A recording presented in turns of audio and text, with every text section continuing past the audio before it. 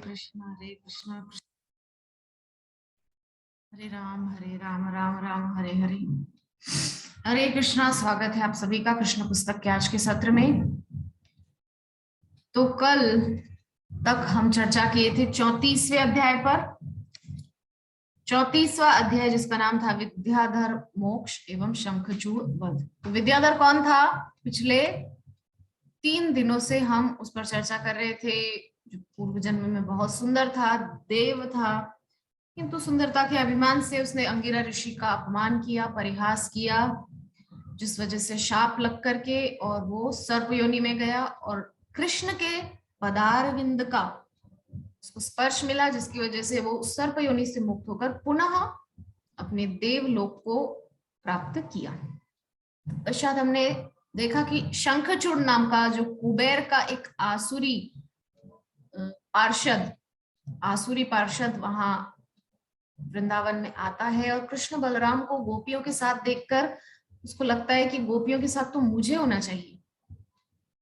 इस प्रकार से गोपियों का हरण करने की चेष्टा करता है, लेकिन कृष्ण उसको एक ही मुष्टिक प्रहार से समाप्त कर देते हैं और उसके सिर पे से मणि लेकर के अपने अग्रज बलराम को भेंट स्वरूप दे देते हैं।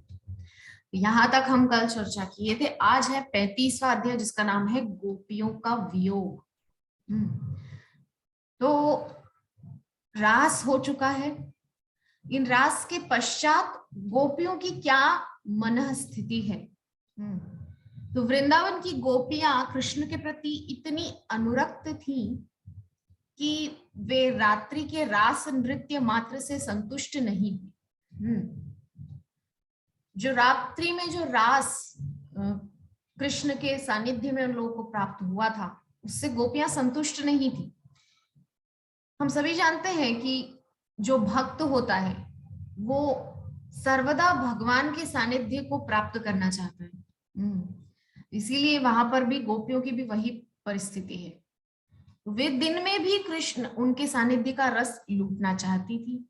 जब कृष्ण अपने ग्वाल मित्रों तथा गौओं के साथ जंगल जाते तो गोपियां शरीर से उनके साथ तो नहीं होती थी, किंतु उनके मन उन्हीं के साथ होते थे। यानी कि वो शारीरिक रूप से तो कृष्ण के साथ नहीं होती थी, लेकिन मानसिक तौर पर वो कृष्ण के साथ ही होती थी। मन के चले जाने पर वे वियोग विरह की प्रबल भावना से उनके संग का आनंद ले सकती थी। तो ये क्या है? ये है विरह गीत। जो ये दशम स्कंद है, इस दशम स्कंद में 5 जो है वो गीत प्रमुख हैं। कौन से हैं? वेणुगीत, युगल गीत, विरह गीत, भ्रमर गीत। इस प्रकार से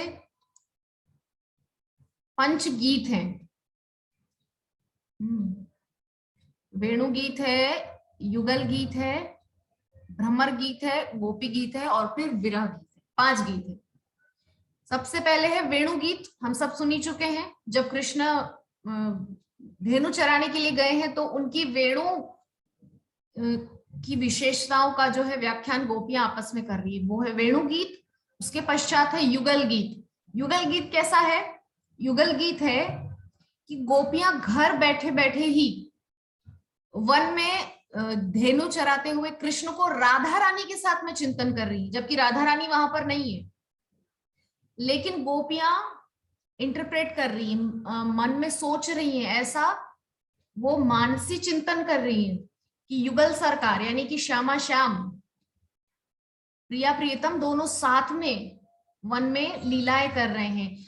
प्रियाजू को प्रियतम झूला झूला रहे हैं, फूलों का झूला बनाया है, बहुत सुंदर रेशम की डोरी है, उसमें कृष्ण उनको झूला झूला रहे हैं। इस प्रकार से युगल गीत होता है। ठीक है। तत्पश्चात है गोपी गीत, जो हम चर्चा कर ही चुके हैं। तो वेणु गीत हो गया, युगल गीत हो गया और हो चुका है गोपी गीत। अब आया है विरह गीत, गोपियों का वियोग। इसके पश्चात होगा भ्रमर गीत, जो कि कृष्ण के चले जाने के बाद जब उद्धव जी पत्र लेके आते हैं कृष्ण का, तब गोपियां उद्धव को लक्ष्य करके भ्रमर से बात कर रही होती है, वो है भ्रमर गीत। वो सिर्फ किशोरी जी ने गाया, श्रीमती राधा रानी ने गाया है। सब गोपियां भी है साथ में, लेकिन गा रही है वहां पर श्रीमती राधा रानी, कटाक्ष में, यानी कि ताना मार रही है उद्धव को और कृष्ण को भ्रमर के बहाने से। तो ये 5 गीत दशम स्कंद में मुख्य हैं। आज जो है चौथा गीत विरह गीत का क्रम है। तो गोपियां क्या कर रही हैं? कृष्ण तो वन में धेनु चरा रहे हैं, लेकिन मानसिक रूप से गोपियां निरंतर उन्हीं के चिंतन में संलग्न है, निमग्न है, डूबी हुई हैं। तो विरह भावना के कारण वो कृष्ण के जो है संग का, ये जो भक्ति मार्ग है ना, असल में इसमें यही सबसे अच्छी बात है। सांसारिक संबंध में जो विरह होता है वो कष्ट देता है, और भय भी होता है कि व्यक्ति हमसे दूर है तो कोई तीसरा इस संबंध के बीच में ना आ जाए। लेकिन ये जो भक्ति मार्ग है, इसमें सबसे अच्छी बात यही है कि इसमें विरह भी सुख देता है, विरह भी आनंद देता है, विरह भी आनंद देता है। तो ऐसा विरह जो कृष्ण की याद कराए, वो तो सुखदायी होना ही है, क्योंकि कृष्ण जहां है वहां सकल सुख है। तो इस प्रकार से गोपियां जो है वियोग की इस प्रबल भावना को प्राप्त करना ही भगवान चैतन्य तथा उनकी गुरु परंपरा के गोस्वामियों का लक्ष्य रहा है, और उसी गुरु परंपरा में हम सब सम्मिलित हैं, उसी गुरु परंपरा में हम सब आते हैं। चैतन्य महाप्रभु क्या किए? विरह में ही तो व्याप्त रहते थे सब समय। कृष्ण विरह में एक टीवी सीरियल बहुत अच्छा फेमस हुआ था पहले, उसको अभी रीटेलीकास्ट जो है एक बंगाली चैनल कर रहा है, बंगाली में ही वो है, श्री चैतन्य महाप्रभु का सीरियल है, उसका नाम है महाप्रभु। तो उस सीरियल को मैं रोज देखती थी पहले, अभी तो टाइम नहीं मिलता। तो उसमें देख करके मुझे बड़ा आश्चर्य होता था भगवान की अद्भुत लीला को देख करके, कि देखो भगवान कितने मतलब महान हैं, अपने विरह में खुद ही रो रहे हैं। कृष्ण स्वयं चैतन्य महाप्रभु हैं और अपने विरह में रो के संसार को क्या सिखा रहे हैं? भक्ति सिखा रहे हैं। वियोग में भी भक्ति, वियोग में भी सुख है भगवान के, ये सिखा रहे हैं दुनिया को। तो इस प्रकार से श्री चैतन्य महाप्रभु और ये जो हमारी पूरी गुरु परंपरा है, चैतन्य महाप्रभु और उनके सारे पार्षद, नित्यानंद प्रभु, अद्वैत आचार्य। तो मैं आप सबको बता दूं, कल हमारी इसी महान परंपरा के एक महान आचार्य, पंच तत्व में से तीसरे तत्व यानी कि अद्वैत आचार्य का कल आविर्भाव तिथि है, और 12 बजे तक वैष्णवों से निवेदन है कि व्रत रहना है। पानी आप पी सकते हैं, यदि आपसे नहीं रहा जाए तो पानी पी सकते हैं, और जिनसे बिल्कुल ना रहा जाए वो दूध या फल ले सकते हैं, किंतु अन्न प्रसाद नहीं लेना है। 12 बजे के बाद जब श्री अद्वैत आचार्य का अभिषेक होता है, उसके बाद ही जो है अन्न प्रसाद आप ग्रहण कर सकते हैं। तो कल हमारे अद्वैत आचार्य प्रभु का आविर्भाव तिथि है। तो जब यहाँ अद्वैत आचार्य प्रभु का स्मरण आ ही गया है, तो थोड़ा उनके विषय में हम चर्चा कर लेते हैं कि अद्वैत आचार्य प्रभु हैं कौन। श्री चैतन्य चरितामृत में वर्णन है कि अद्वैत आचार्य साक्षात महाविष्णु और सदाशिव का मिलित तनु है। महाप्रभु की लीला में हरे कृष्ण, दंडवत प्रणाम। सभी उपस्थित वैष्णवों को दंडवत प्रणाम। तो हम चर्चा कर रहे हैं महाप्रभु के पार्षद अद्वैत आचार्य की। तो अद्वैत आचार्य जो है वो महाविष्णु और सदाशिव का मिलित तनु है ना। और महाप्रभु की लीला में बहुत ज्यादा सारे पार्षद लगभग जो है मिलित तनु में आए हैं। मतलब एक भक्त के अंदर, एक पार्षद के अंदर 2 से ज्यादा भक्तों का मिलित तनु है। जैसे उदाहरण के तौर पर बहुत सारे हैं हमारे, मुझे इस समय याद नहीं आ रहा है, मुरारी गुप्त जो है वो हनुमान जी हैं साक्षात। और इसके अलावा रामानंद राय, अर्जुन और प्रहलाद का मिलित तनु है। चार भक्तों का मिलित तनु है, यानी कि विशाखा, ललिता, अर्जुन और प्रहलाद जी महाराज, 4 भक्तों का मिलित तनु है रामानंद राय। ऐसे महाप्रभु के जितने भी पार्षद हैं उनके बारे में बहुत विस्तार से वर्णन है श्री चैतन्य चरितामृत में। तो अद्वैत आचार्य, तो अद्वैत आचार्य जो है महाप्रभु की लीला में सबसे पहले आए हैं इस पृथ्वी लोक पे। कैसे? अद्वैत आचार्य जो है महाविष्णु और सदाशिव का मिलित तनु है। तो जब वे इस पृथ्वी पर थे तो उन्होंने जब देखा कि ये अपसंप्रदाय जो कुछ तो भी जो है भगवान की भक्ति का और इस प्रकार से कुछ तो भी प्रचार कर रहे हैं, असली जो वैदिक सनातनी ज्ञान है वो तो कहीं से कहीं दिख नहीं रहा है। तो अद्वैत आचार्य ने भक्ति का विस्तार हो इस भाव को लेकर के भगवान श्री कृष्ण की मतलब तुलसी अर्चन करते थे, वो तुलसी चढ़ाते थे भगवान को और उससे अर्चन करते थे और रोज भगवान से प्रार्थना करते थे कि हे भगवान, इस कलयुग में आपका ऐसा अवतार हो कि शुद्ध भक्ति सभी को प्राप्त हो। तो अद्वैत आचार्य की प्रार्थना को सुन सुन के भगवान महाप्रभु साक्षात श्री कृष्ण चैतन्य महाप्रभु के रूप में कृष्ण साक्षात प्रकट हुए। कृष्ण ही कृष्ण चैतन्य महाप्रभु हैं, उसमें कोई दो राय नहीं। कृष्ण चैतन्य चरितामृत में इस बात को बहुत सारे शास्त्रों का प्रमाण दे देकर श्रील जीव गोस्वामी, श्रील विश्वनाथ चक्रवर्ती ठाकुर, श्रील कृष्णदास कविराज गोस्वामी, सारे महान पार्षदों ने भगवान के मिलकर के इस बात को सिद्ध कर दिया है कि चैतन्य महाप्रभु साक्षात श्री कृष्ण हैं। एक दशम स्कंद का श्लोक भी है कि शुक्लो रक्तस तथापितो इदानीम कृष्ण तांगता। जब गर्गाचार्य नंद बाबा के वहां उनके दोनों पुत्रों का, कृष्ण और बलराम का नामकरण करने के लिए आए थे, तो वहां पर उन्होंने एक बहुत सुंदर श्लोक कहा था कि गृहण तो अनुयुगम तनु शुक्लो रक्तस तथापित इदानीम कृष्ण तांगत। यानी कि सतयुग में जो ये आपका पुत्र है ना नंदराय जी, ये शुक्ल वर्ण लेकर मतलब बिल्कुल श्वेत वर्ण लेकर आया था। तत्पश्चात त्रेता युग में रक्त वर्ण यानी कि लाल वर्ण का होकर आए थे। शुक्लो रक्तस तथा पीत, पीत बोल रहे हैं कलयुग में। कलयुग में महाप्रभु की कांति कैसी है? तपते हुए सोने की समान, बिल्कुल चमकता हुआ सोना। शुक्लो रक्तस तथा पीत इदानीम कृष्ण तांगत, यानी कि अभी द्वापर में, उस समय की बात बोल रहे थे गर्गाचार्य कि अभी द्वापर में ये कृष्ण वर्ण लेकर आए हैं। और एकादश स्कंद में बहुत एक बड़ा सा श्लोक है, उसमें उस बात को स्पष्ट कर दिया है कि कलयुग में जो है भगवान कृष्ण साक्षात संकीर्तन आंदोलन लेकर आएंगे, जिसको हमारे इस्कॉन में बोलते हैं कांग्रेगेशनल चैंटिंग। संकीर्तन आंदोलन लेकर के महाप्रभु स्वयं प्रकट हुए।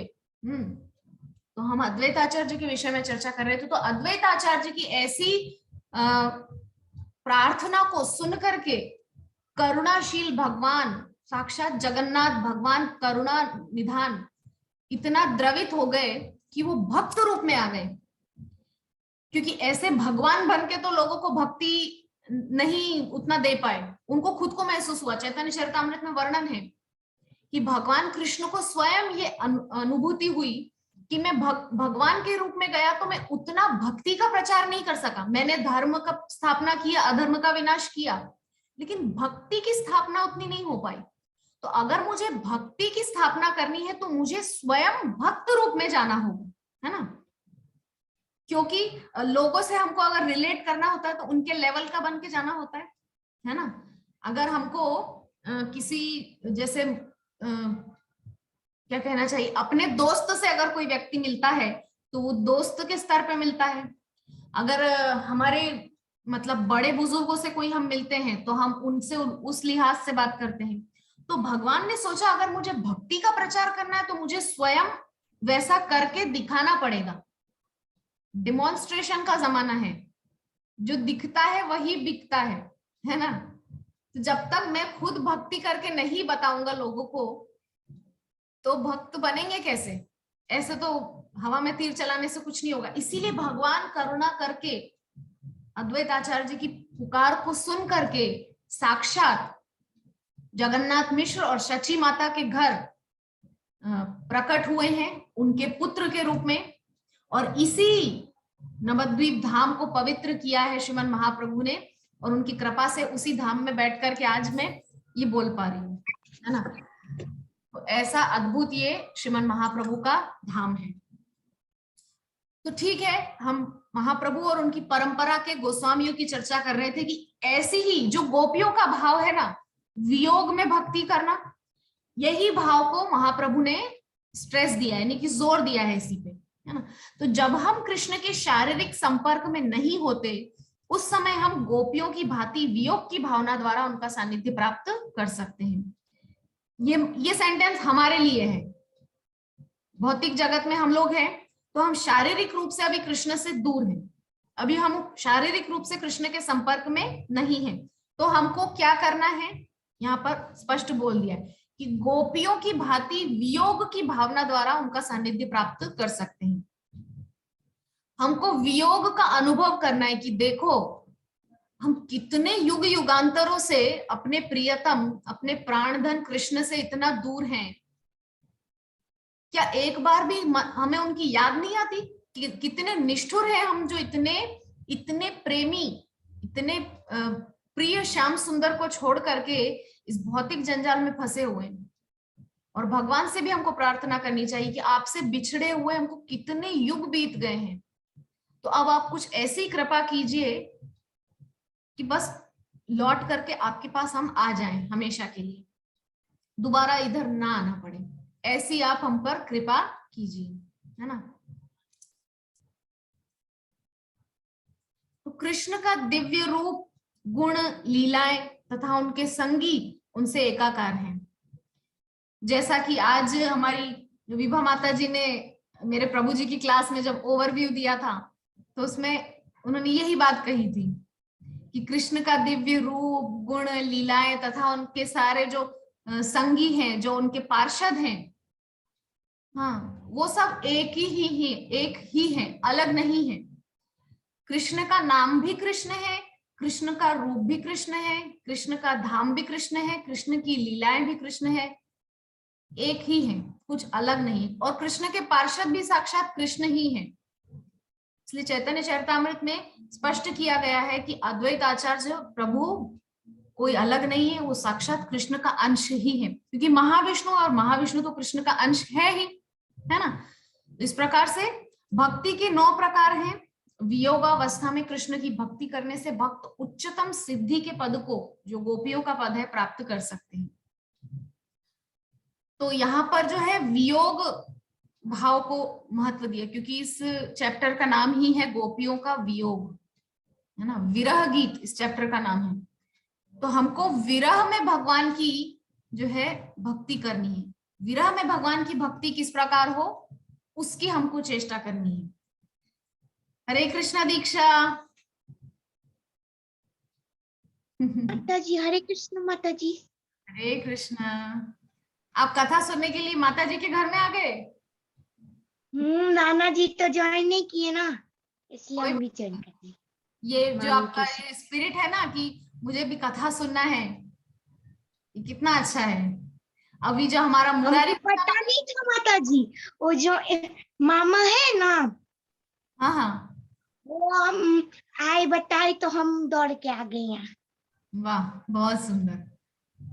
कथा के प्रति ये जो आपके अंदर लालच है ना, कथा मिल जाए मुझे थोड़ा सा।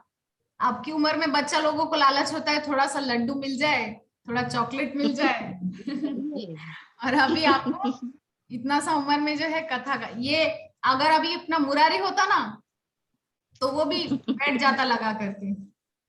बहुत याद आता है सबको मुरारी, वैसे बहुत अच्छा बच्चा है सच में। तो ठीक है, तो इस प्रकार से हम समझ गए कि हमको यहाँ पर बताया जा रहा है कि वियोगावस्था में जो है कृष्ण की भक्ति करने से जो है भक्त उच्चतम पद को प्राप्त कर लेता है ना। हमारे नंद किशोरी माता जी तो रान्ना करते करते उन्होंने सोचा कि कथा का थोड़ा सा लाभ उठा लेते हैं रान्ना भी करते जा रहे हैं और कथा का भी लाभ उठा रहे हैं अच्छा है, रान्ना में थोड़ा कथा मिल जाएगा गोपाल जी के लिए कुछ बना रहे हैं वो प्रसादम। अच्छा जी माता जी। ठीक है माता जी, बहुत सुंदर। आप कृष्ण की सेवा भी करते जाइए और कृष्ण कथा भी सुनते जाइए, आप तो दो दो लाभ उठा रहे हैं। हाँ, कृष्ण का सेवा भी कर रहे हैं और कर्ण से भी कथा, हाँ सेवा कर्ण तो से कर कथा रहे अमृत हैं। उतारते जा रहे हैं अंदर और साथ में कृष्ण सेवा भी चल रहा है। वाह, जी माता जी। आपका तो 5 उंगलियां घी में और सिर कढ़ाई में वो कहावत है ऐसा बात नहीं ठीक है, बहुत अच्छा है। ये जो भक्ति का जो बीज आप लोगों के अंदर पड़ गया है ना, इस सबसे जीवन आप लोगों का धन्य है और इसका पूरा क्रेडिट जाता है हमारे प्रभु जी को, अगर मैं अतिशयोक्ति में नहीं बोल रही हूँ तो पूरा क्रेडिट हमारे प्रभु जी को जाता है, सबको जोड़ करके रखा हुआ है। जी तो बात है माता जी। है ना, एक आप लोगों से कितना पारिवारिक संबंध उन्होंने बना लिया है। एकदम आप लोगों के दुख सुख में साथ देना, बात करना, बांटना दुख सुख। हाँ, इसी वजह से तो ना आप लोगों से इतना अंतरंग रिलेशन हो पाया है। हम लोगों को भी एक लगाव, इतना अच्छा लगाव हो गया है ना कि अब क्या कहा जाए। एक दिन भी नई कथा सुनने से लगता है कि मतलब कुछ भुला गया है, कुछ भुला गया है। वही तो, आप लोगों का असल परिवार अब ये हो गया है ना। कृष्ण कथा जहां है, भक्तों का असल परिवार वहां है। ठीक है, बहुत सुंदर बात है। ठीक है माता जी, आप कृष्ण सेवा करते रहिए और कथा सुनते रहिए। तो ठीक है, यहाँ पर हम देखें कि कह रहे हैं कि श्रीनिवासाचार्य द्वारा षड गोस्वामियों की प्रार्थना में यह कहा गया है कि उन्होंने सरकारी नौकरी के वैभव तथा जीवन के राजसी ठाट को त्याग दिया और वृंदावन चले गए। देखिए, अभी हम महाप्रभु के पार्षदों की चर्चा कर रहे थे, यहाँ महाप्रभु के पार्षदों का और थोड़ा विस्तार से वर्णन आया। वैसे आपको प्रभु जी कई बार वर्णन कर ही चुके होंगे कि जो है हमारे रूप गोस्वामी और सनातन गोस्वामी, ये दोनों मुगल सरकार में, यानी कि जो यवन सरकार थी, जो क्या नाम था, नवाब हुसैन शाह सॉरी, तो नवाब हुसैन शाह जो था वो इतना मतलब कट्टर था, और रूप गोस्वामी सनातन गोस्वामी उन्हीं के जो थे, कोई मिनिस्टर था तो कोई फाइनेंस मिनिस्टर था। इस प्रकार से दोनों रूप गोस्वामी सनातन गोस्वामी जो है नवाब हुसैन शाह के अंडर में काम करते थे। लेकिन जैसे ही उन पर महाप्रभु की कृपा हुई, तो महाप्रभु की कृपा से दोनों ने उस इतने बड़े पद का त्याग कर दिया। ठीक है, नवाब हुसैन शाह के बहुत खास थे ये दोनों, रूप गोस्वामी और सनातन गोस्वामी, लेकिन उन्होंने परवाह नहीं की कि हमारा इतना बड़ा पद चला जा रहा है। उन्होंने ये परवाह की कि इतना बड़ा जीवन चला जा रहा है। पद जाए जाए, जीवन नहीं जाना चाहिए व्यर्थ। इतना बड़ा जीवन चला जा रहा है हमारा, महाप्रभु की सेवा करेंगे तो महाप्रभु चाहे हमको नरक में भी भेजे, लेकिन हमारे चित्त में महाप्रभु का ध्यान तो रहेगा कि चलो हमने महाप्रभु की इतनी सेवा की थी। यद्यपि महाप्रभु नरक में भेजेंगे नहीं, वो तो बड़े कृपालु हैं। हाँ, लेकिन यहाँ जो हमको एक चीज समझनी है वो ये है कि इन पार्षदों ने अपने जीवन का जो इतना बड़ा बड़ा सेक्रीफाइस किया है, इतना बड़ा बड़ा त्याग किया है। रघुनाथ दास गोस्वामी, षड गोस्वामी में से एक रघुनाथ दास गोस्वामी, जिनका कल ही शायद उनका आविर्भाव तिथि था। तो रघुनाथ दास गोस्वामी एक इतने बड़े जमींदार के बेटा थे और उनके परिवार में वो एक ही वारिस थे, इकलौते। और आज से 550 वर्ष पूर्व आप विचार कीजिए, उनके पिताजी का करोड़ों का टर्नओवर था वार्षिक। आज से 550 वर्ष पूर्व, तो आज के समय में वो कितना टर्नओवर होगा उनका, अगर हम उसको कैलकुलेट करने बैठे तो। यद्यपि हमको इन सब इस चीज को इंटरप्रेट नहीं करना है। हमको जो मूल तत्व है वो ये समझना है कि इन भक्तों ने भगवान की भक्ति के लिए अपने जीवन के इतने बड़े बड़े सुखों को त्याग दिया और अपने आप को झोंक दिया है इस संकीर्तन आंदोलन में।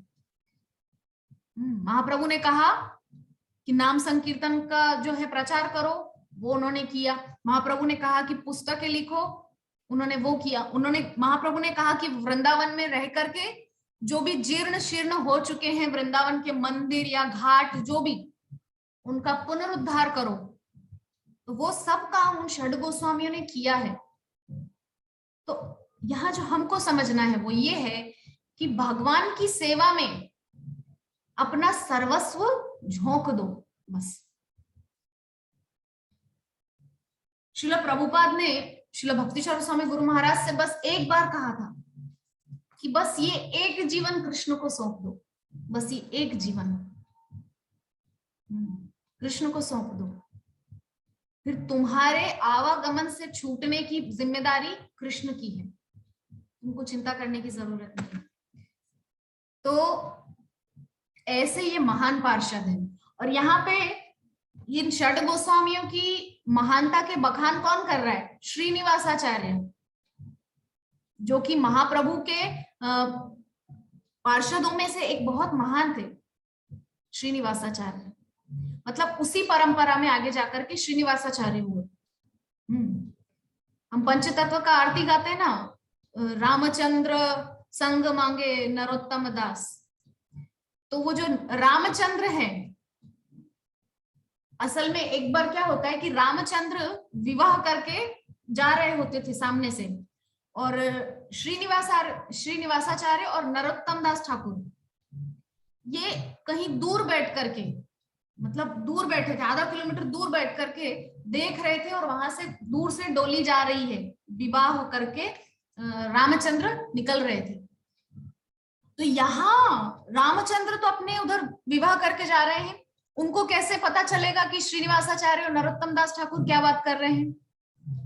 लेकिन श्रीनिवासाचार्य मन में सोच रहे हैं और आप नरोत्तम दास ठाकुर से कह रहे हैं कि देखो, ये अगर जिसका ये शादी हो रहा है, ये अगर भक्ति में अपना जीवन, इस प्रकार से कहते हैं ना कि ये अपना जीवन अगर भक्ति में लगाएगा तो कितना अच्छा होगा। ये श्रीनिवासाचार्य किससे बोल रहे हैं? नरोत्तम दास ठाकुर, जो उनके नजदीक बैठे, और रामचंद्र जी बारात लेकर के 500 मीटर दूर, यानी कि आधा किलोमीटर दूरी से निकल रहे हैं, उनको पता नहीं, ठीक है। लेकिन संध्या समय में श्रीनिवासाचार्य नरोत्तम दास ठाकुर अपनी कुटिया में भजन कर रहे थे, और दरवाजा खटखटाते हैं कौन? रामचंद्र। रामचंद्र आकर के श्रीनिवासाचार्य के चरणों में अपने आप को समर्पित करके बोलते हैं, हे गुरुदेव, अब ये जीवन आपका है। तो कैसे उनको सुनाई दिया?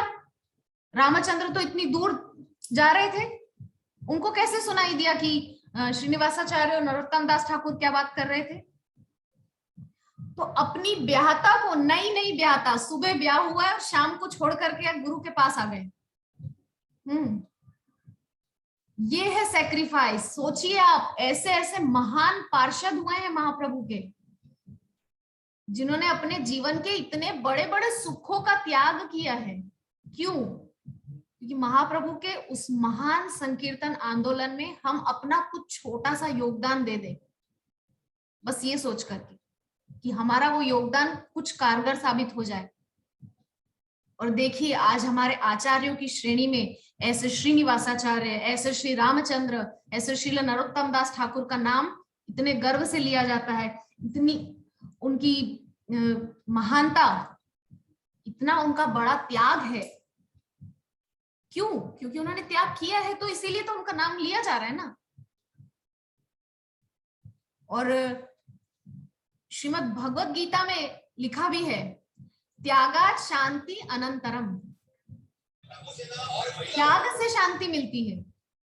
आप जितना बटोरने की कोशिश करेंगे ना, उतना अशांति रहेगी, लेकिन आप जितना ज्यादा त्याग करेंगे उतना ज्यादा शांति को प्राप्त करेंगे।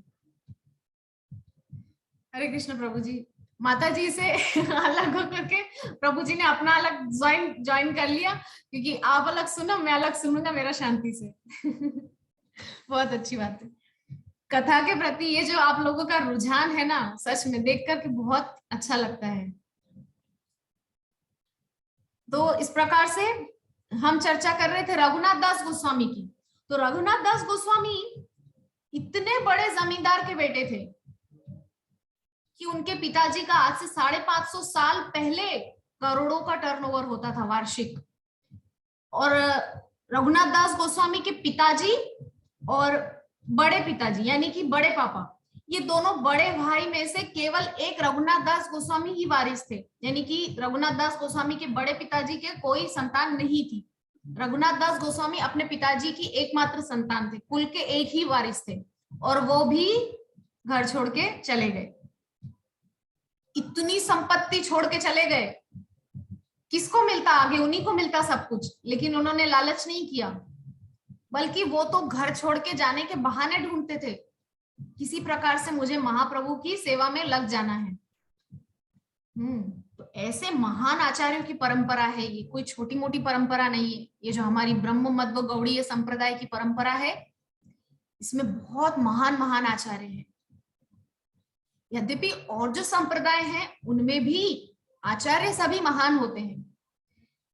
हमारे रामानुजाचार्य, उनकी जीवनी का, जैसे कल प्रभु जी ने आपको बताया कि हम अध्ययन कर रहे थे, तो प्रभु जी की आंखों से अश्रुपात होने लगा रामानुजाचार्य के जीवनी को पढ़ते हुए। इतने उनके जीवन में कष्ट आए, फिर भी उन्होंने भक्ति को त्यागा नहीं है ना। तो यहां पर कह रहे हैं कि राजसी ठाट को त्याग दिया। ऐसे महान महान आचार्य, और वृंदावन चले गए, जहां वे सामान्य साधुओं की भांति द्वार द्वार भिक्षा मांगकर रहने लगे। सनातन गोस्वामी, रूप गोस्वामी, रघुनाथ दास गोस्वामी, रघुनाथ भट्ट गोस्वामी, गोपाल भट्ट गोस्वामी, जीव गोस्वामी, ये सब महान महान आचार्य, ये सब भिक्षा मांग मांग के जो है अपना जीवन चलाते थे वहां पर। हाँ, किंतु उनमें गोपियों की वियोगावस्था का इतना प्राबल्य हुआ कि उन्हें प्रतिक्षण दिव्य आनंद की प्राप्ति होने लगी। तो गोपियां, असल में ये जो षड गोस्वामी है ना, ये मंजरी भाव ही है ना। तो इस प्रकार से हम जाने कि इसी प्रकार जब भगवान चैतन्य जगन्नाथपुरी में थे, तो वे राधा रानी की भूमिका, राधा भाव संपन्न करते हुए कृष्ण के वियोग का अनुभव करते रहे। इतना वियोग महाप्रभु को उठने लगता था कि समुद्र की बड़ी बड़ी लहरें आ रही और समुद्र की ओर बढ़ जाते। इतना वियोग उनके अंदर उठता था, इतना विरह भाव जागता था। उनको ध्यान ही नहीं रहता कि मैं समुद्र की बड़ी बड़ी लहरों की तरफ चला जा रहा हूं। उनको पकड़ पकड़ के लाते थे श्रीवास पंडित, गदाधर पंडित, जो जो उनके साथ वहां पर उस समय थे, नित्यानंद प्रभु, महाप्रभु को पकड़ के लाते थे। इतना आवेग उनको आता था, इतना विरह भाव उनके अंदर आ जाता था अचानक से। तो जो लोग मध्व गौड़ीय संप्रदाय की गुरु परंपरा के हैं, उन्हें कृष्ण के वियोग का अनुभव सदा करना चाहिए, है ना। उनके दिव्य रूप की पूजा करनी चाहिए और उनके दिव्य उपदेशों, उनकी लीलाओं, गुणों तथा उनके पार्षदों, संगियों के विषय में बातें करनी चाहिए। और हम क्या कर रहे हैं? वही सब कर रहे हैं। हम गौड़ीय संप्रदाय, मध्व गौड़ीय संप्रदाय की परंपरा में हैं, तो हम क्या करते हैं? कृष्ण वियोग का अनुभव। कृष्ण वियोग का अनुभव हम कैसे करते हैं? कृष्ण कथा का गान करके। कृष्ण की चर्चा करते हैं तो हमारे अंदर और कृष्ण प्रेम प्रबल होता है। और घरों में हम कृष्ण की पूजा करते हैं, और इतने सुंदर सुंदर मंदिर हमको श्रील प्रभुपाद ने दिए हैं, जिनका दर्शन करके हम आनंद को प्राप्त करते हैं। तो लीलाओं का, गुणों का, इस प्रकार से हम सब तरह से कृष्ण के सानिध्य में रहने का प्रयास करते हैं। तो इससे शिष्य भक्ति की पराकाष्ठा तक पहुंच जाएंगे। कृष्ण भावनामृत की पूर्णता इसी में है कि भगवान की सेवा में लगे रहकर निरंतर वियोग का अनुभव किया जाए। पुनः यहाँ पर वियोग की चर्चा की गई है। तो आज इस 35वें अध्याय का जो है एक ही पेज हम कर पाए। अध्याय बहुत बड़ा है, ठीक है, आगे के क्लासेस में इसको हम पूरा करेंगे। हरे कृष्णा। तो आज के इस संदर्भ में, आज के इस प्रसंग से रिलेटेड या कोई अन्य प्रश्न आप वैष्णवों के मन में कोई हो तो आप पूछ सकते हैं। हरे कृष्णा। हमारे पास 7 मिनट का समय है, अगर किसी की कोई जिज्ञासा हो तो पूछ सकते हैं। हरे कृष्णा। हरे कृष्ण माता जी। हरे कृष्ण। ये जो आपने रामचंद्र जो वर्णन किए, वो रामचंद्र कौन, रामानंद राय थे? नहीं नहीं नहीं, रामानंद राय तो महाप्रभु के समय में ही थे। अच्छा अच्छा। लेकिन ये जो रामचंद्र कविराज हैं, ये तो महाप्रभु के जाने के कम से कम 100-200 वर्ष बाद आए, जब नरोत्तम ये दास रामचंद्र जी कविराज। जी। अच्छा, कवि थे। रामचंद्र कविराज, कविराज मतलब वैद्य। जी जी। वैद्य को कविराज कहा जाता है इधर बंगाल में। तो जो ये रामचंद्र कविराज थे, ये महाप्रभु के नित्य लीला में प्रविष्ट होने के बाद, यानी कि स्वधाम गमन के बाद करीब 200 वर्ष बाद आए थे, जब नरोत्तम दास ठाकुर भी आए थे 200 वर्ष बाद, यानी कि आज से करीब 300-350 वर्ष पहले। अच्छा। और माता जी, भक्ति और साधना में क्या अंतर है? यदि कोई पूछता है अलग अलग कि भक्ति और साधना किसे कहते हैं, तो उसको क्या बोल सकते हैं? साधना जिससे हम सभी समझ पा रहे हैं, जो साधन किया जाए। साधन मतलब साधन भक्ति। अभी हम सब साधन भक्ति के पथ में ही हैं। साधन भक्ति अलग नहीं है। अच्छा, एक ही है। अभी हम साधन कर रहे हैं ना। हम क्या साधन कर रहे हैं? हम नाम जप का साधन कर रहे हैं, हम भागवतम सुनने का साधन कर रहे हैं, हम दर्शन करने का साधन कर रहे हैं, हम अपने घर में पूजा करते हैं, ये भी साधन है। तो ये सब साधन है साध्य तक पहुंचने का। साध्य कौन है? कृष्ण। और ये सब जो हम करते हैं क्रियाएं, जप करना, भागवतम पढ़ना, भागवतम सुनना, भगवत गीता अध्ययन करना, चैतन्य चरितामृत पढ़ना, वैष्णवों के संग करना, भगवान का दर्शन करना, भगवान की पूजा करना, व्रत करना, एकादशी व्रत करना, ये है सब साधन। साध्य के लिए अभी हम साधन भक्ति कर रहे हैं। तो जब ये स्टेज आगे बढ़ जाती है तो वो गोपियों के स्तर पे पहुंच जाते हैं, वहां साधन नहीं करना पड़ता। गोपियां कहाँ कुछ करती थी? गोपियां क्या करती थी? गाय दूह रही है, बच्चे को नहला रही है, लेकिन उनको चिंतन आ रहा है, अरे मेरा छोटा सा नंदलाल भी तो ऐसे ही यशोदा मैया नहलाती होगी। वो साधन नहीं कर रही है। गोपियां कहाँ माला जप करने बैठ रही है, या कहाँ भागवतम पढ़ने बैठ रही है, या कौन सा भागवतम क्लास ज्वाइन कर रही है जूम पर। गोपियां क्या कर रही है? अपने घर के काम कर रही है, खाना बना रही है, चिंतन कृष्ण का है, कपड़े धो रही है, चिंतन कृष्ण का है, गाय को दूध दूह रही है, चिंतन कृष्ण का है। तो उनकी भक्ति वो उच्चतम स्तर की है। लेकिन अभी हम सब जो हैं, हम साधन भक्ति के स्तर पर हैं। हम सभी साधन भक्ति कर रहे हैं। ठीक है माता जी? हरे कृष्ण। राइट था ना आंसर? मतलब साधना और भक्ति दोनों एक ही है, यही बोल सकते हैं ना? हाँ हाँ। साधना भक्ति, और फिर तपस्या थोड़ा हटके हो जाता है ना। तपस्या, साधना भक्ति और तपस्या।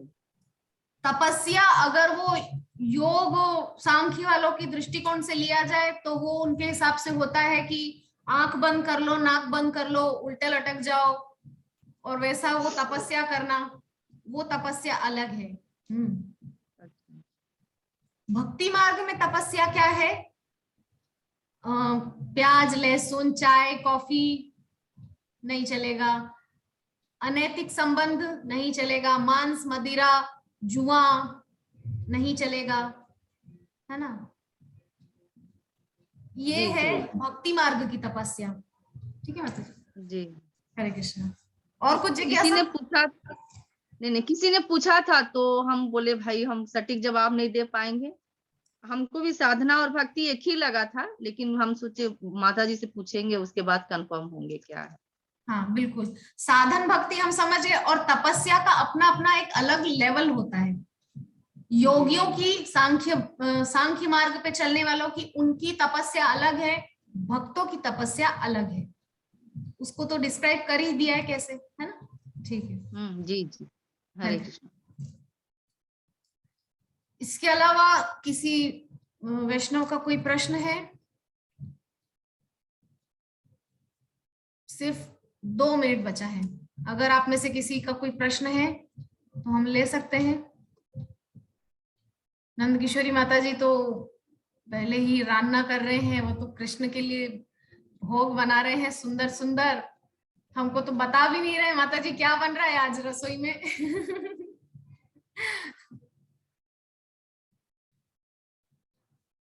अनम्यूट कीजिए माता जी। सेवई बना करके, सेवई बनाए, प्रसाद भोग लगा दिए, तब अब आपको आपके ये फिर सुन रहे हैं बहुत सुंदर। खड़ा होकर। मतलब आज आपके गोपाल और फिर आप आज सेवई का मतलब आनंद उठाएंगे।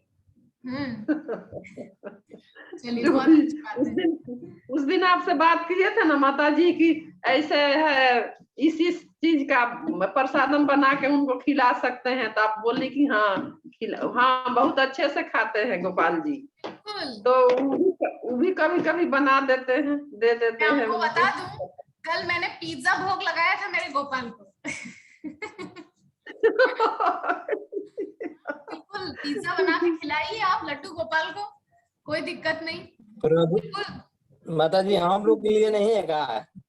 आप लोग बिल्कुल जब हम आप लोग के लिए आएंगे, प्रसाद नहीं है? बिल्कुल आप लोगों के लिए भी, जब आप लोग आएंगे मायापुर, आप लोगों के लिए भी एकदम बड़ा बड़ा करके पिज्जा बनाएंगे। निश्चिंत रहिए, एकदम शुद्ध शाकाहारी, लहसुन प्याज के बिना। ठीक है, ठीक है। तो हमारा टाइम लिमिट पूरा हो गया। हरे कृष्णा। वाञ्छा कल्पतरुभ्यश्च कृपा सिन्धुभ्य एव च पतितानां पावनेभ्यो वैष्णवेभ्यो नमो नमः। हरे कृष्ण कृष्ण कृष्ण हरे हरे, हरे राम राम राम हरे हरे। अनंत कोटि वैष्णव भक्त वृंद की जय। समवेत गौर भक्त वृंद की जय। जय गौर सीतानाथ प्रेमानंदे। हरि हरि बोल। हरि हरि बोल, हरि हरि बोल। हरि हरि बोल।